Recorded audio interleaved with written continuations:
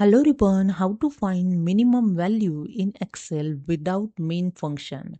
So let's start. First open your Excel and you can see I have data, customer name, product name, quantity and sales amount. So here I'm going to find what is the minimum quantity sold for the particular product. So let's start. So select this product name and copy this and paste here and this cell, then quantity and paste here. Okay.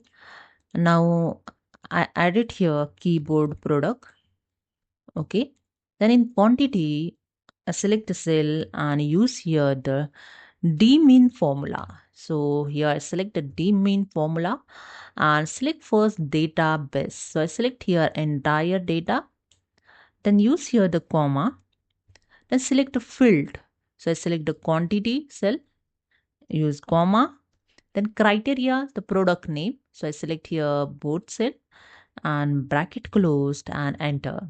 So here the minimum quantity of keyboard product is 20.